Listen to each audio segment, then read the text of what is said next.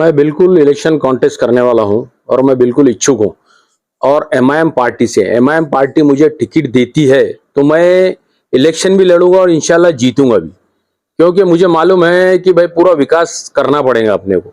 और 5 साल में अभी तक क्या काम हुए क्या नहीं हुए, मैं उस पर कुछ तबसरा करना नहीं चाहता, मगर मैं इंशाल्लाह एमआईएम मुझे चांस दी तो मैं बिल्कुल एमआईएम की टिकट पे इलेक्शन लड़ूंगा। एमआईएम की टिकट पे अगर आप इलेक्शन लड़ने की बात करते हैं तो पूर्व और मध्य ये दो में ही आप खड़े हो सकते हैं, तो आपका इरादा कहाँ है? पार्टी जहां भी डिसाइड करेंगी मैं लड़ने के लिए तैयार हूँ। आप अपने इरादे में कितने मजबूत है कि मेरे को इलेक्शन लड़ना ही नहीं, बिल्कुल लड़ना है, मुझे लड़ना है। मुझे पार्टी ने दे दी परमिशन कि आप इलेक्शन लड़ो एमआईएम से, तो मैं बिल्कुल एमआईएम से इलेक्शन लड़ूंगा।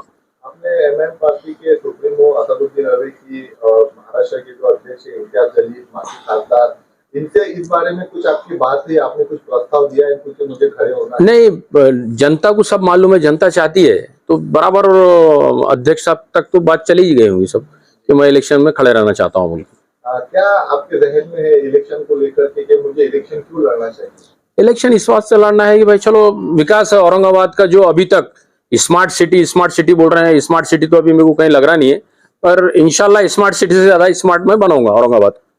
और सबको मालूम है कि भाई हम कौन से फील्ड में काम करते।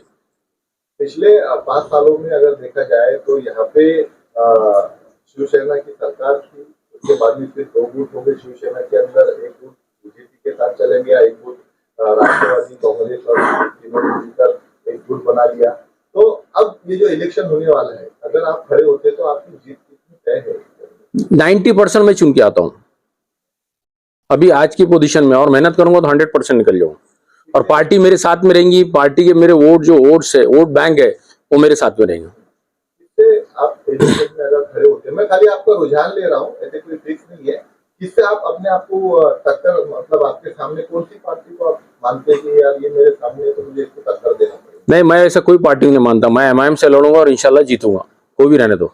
आम जनता के लिए आपका क्या मैसेज है? क्योंकि जनता भी चाहती है, हमने थोड़ा सर्वे किया तो जनता चाहती है कि हमको फ्रेशर होना और व्हाइट कॉलर आमदार होना, जैसे पिछले टाइम इम्तियाज जी को हमने दिया था, इस बार हमको हमारे लिए ऐसा ही एक आमदार चाहिए।